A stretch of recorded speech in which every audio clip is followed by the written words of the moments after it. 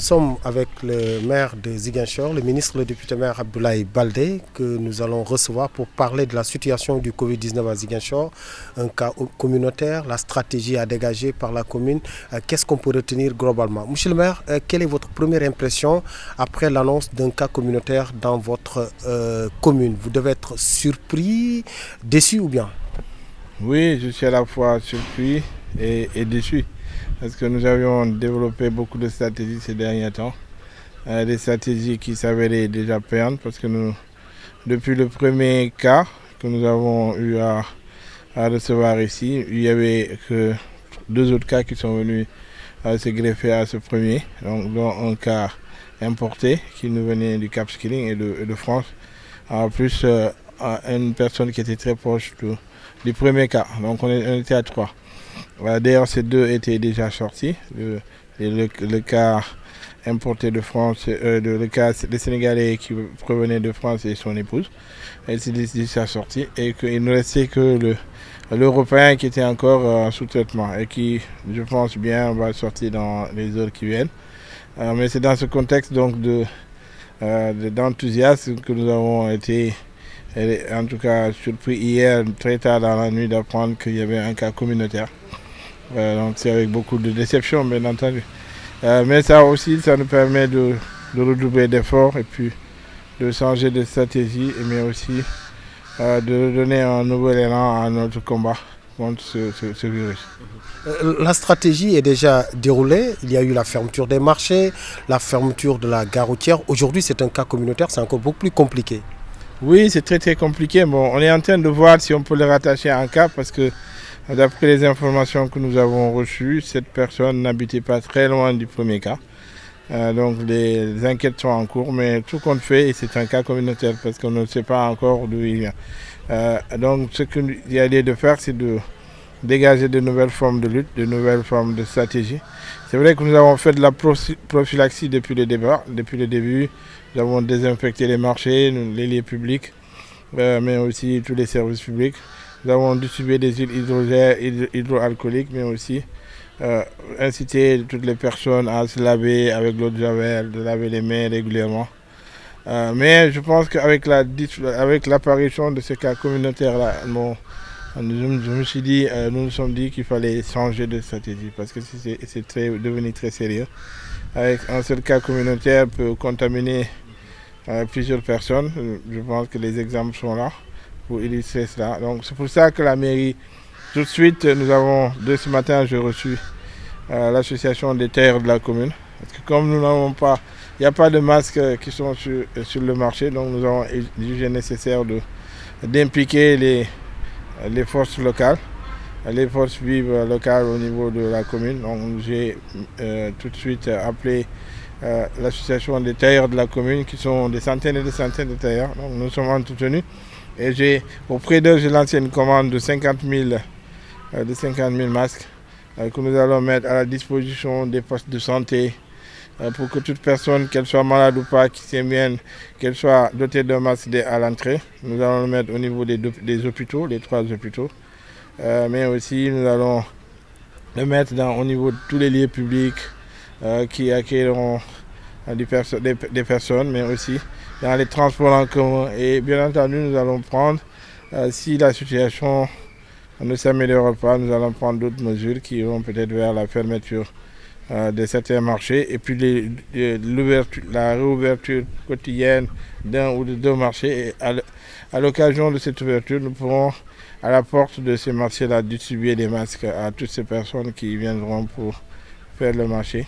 50 000 masques, quand même, c'est un échantillon assez important. Et nous pensons que si la situation nécessite une augmentation de ce nombre de masques, nous le ferons. Mais il est important maintenant de faire porter les masques à tout le monde parce que la transmission communautaire est un mode de transmission qui est très pernicieux et que nous devons en tout cas prendre des dispositions très draconiennes. Mais on a constaté aujourd'hui que l'épicentre de cette maladie à Ziguinchor, c'est pratiquement Lindiane. Qu'est-ce qui explique un peu ça? Oui, c'est ça. Malheureusement, le premier cas est apparu là-bas. Ce cas-là aussi est apparu là-bas. Mais cette personne que nous venons, qui malheureusement réside aussi le quartier de Lindiane, a eu à a fait beaucoup de déplacements. C'est une personne du troisième âge qui a été à l'IPRES, qui a été un peu partout. Donc il ne faut pas s'étonner que les cas soient en tout cas disséminés un peu partout dans la ville. Mais l'épicentre, c'est vrai que c'est là-bas, c'est venu de là-bas. C'est peut-être dû un peu à la proximité au mode d'habitat au niveau de Lignane. Mais l'un dans l'autre, je pense que c'est Lignane, mais c'est aussi dans la commune de Ziguinchor. Donc nous devons prendre des mesures pour que ce virus ne se propage pas dans les autres quartiers et que ça ne crée pas la psychose. Mais cela nécessite vraiment un sursaut et que tout le monde doit prendre conscience que le virus est là et que les dangers guettent tout le monde. Parce qu'on ne sait pas qui le porte. Donc, c'est ce qui était redouté, donc malheureusement c'est arrivé chez nous. Ziguinchor est également un peu exposé, hein. On sait qu'à côté, Ziguinchor est un carrefour, la Guinée-Bissau, la Gambie, notamment la Guinée-Bissau avec cette porosité des frontières. Qu'est-ce qu'il faut faire aujourd'hui? Ziguinchor est-il réellement en danger? Oui, effectivement, parce que parmi les 3 cas qu'on avait hier envoyés en test, il y avait des sujets guinéens, il y avait c'est vrai des Sénégalais, mais nous avons c'est ce danger qui provient de là-bas, parce que malheureusement les structures de santé qui sont dans ce pays n'ont pas le même plateau technique que le nôtre, et donc les gens ont tendance à venir chez nous.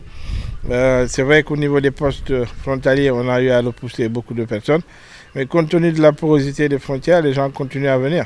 Et donc ce qui nous met en danger, aussi bien par la voie terrestre que par la voie fluvio-maritime. Je pense qu'il y a beaucoup de pêcheurs qui sont aujourd'hui en quarantaine au niveau de Elenkin. Donc il faut que la vigilance soit redoublée, nous redoublions de vigilance pour les forces frontaliers. C'est vrai que nous en avons 17 autour de la région, mais le gouverneur, le comité régional, tout le monde est bien évidemment conscient de la situation et que les mesures sont en train d'être prises pour juguler ce problème. Mais nous sommes en danger parce que la plupart des suspicions de cas proviennent un peu de la frontière. Et en plus, bon, c'est vrai que nous avons eu ce cas communautaire malheureux.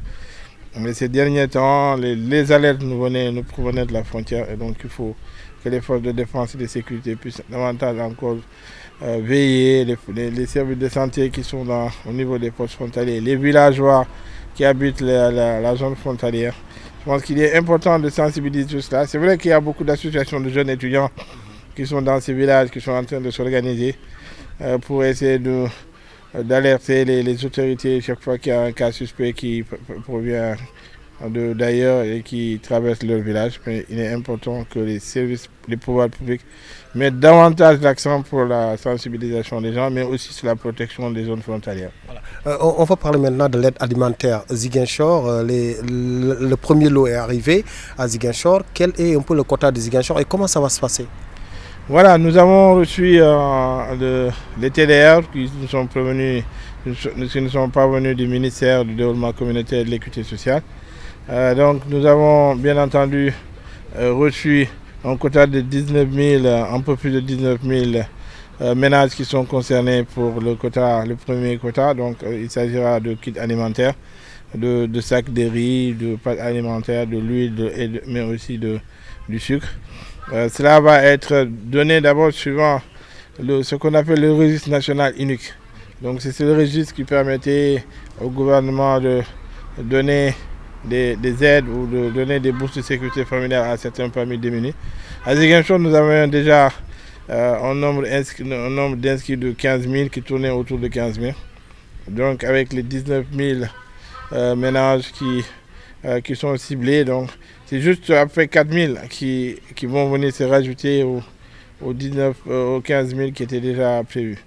Donc nous avons pensé qu'il fallait, en fait, comme il est indiqué dans les TDR, il était important de mettre en place des comités, le comité d'abord local, parce qu'il y a un comité régional, un comité départemental et un comité communal, donc qui regroupera le développement communautaire, les associations de femmes, donc c'est la plateforme des femmes pour la paix en Casamance qui représente les femmes, le conseil communal des jeunes, les clergés, les imams, en plus des 36 délégués de quartier, plus les services de développement communautaire et la commission sociale de la mairie.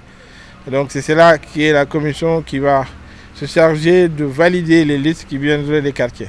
Mais le plus gros travail se fera dans les quartiers. Ce sont les sous-comités de quartier qui vont se réunir. Là aussi, la composition est bien indiquée. C'est vrai que c'est le délégué de quartier qui est le président de ce sous-comité. Mais où il y aura les directeurs d'école, où il y aura les associations, les organisations communautaires de base, comme les ASC, le président des ASC, les Badianou Gorges, ils seront aussi. La plateforme des femmes, il sera, le conseil communal des jeunes au niveau local sera représenté. Mais toutes les forces vives qui sont là au niveau du quartier sont représentées de manière à ce que les ciblages se fassent en toute transparence, qu'on ne tienne pas compte des critères qui sont autres que les critères de pauvreté, mais aussi les critères qui sont liés au confinement, aux personnes qui sont mises en quarantaine, à la pauvreté, au handicap.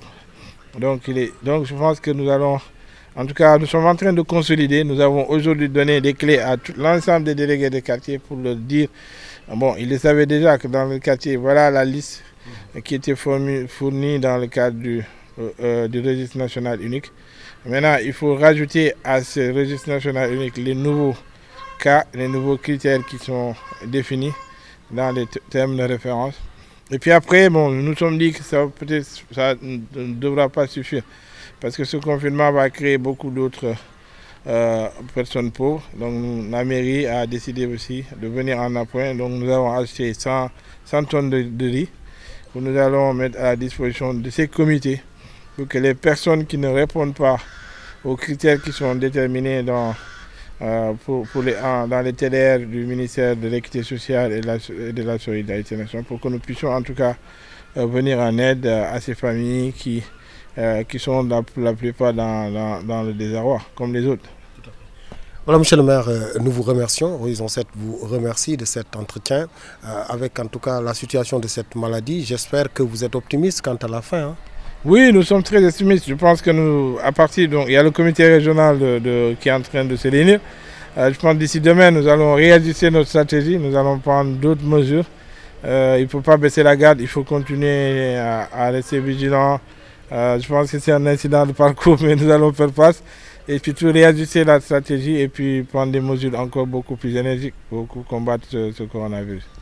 Je vous remercie, monsieur le maire Abdoulaye Baldé, qui était notre invité dans Horizon 7.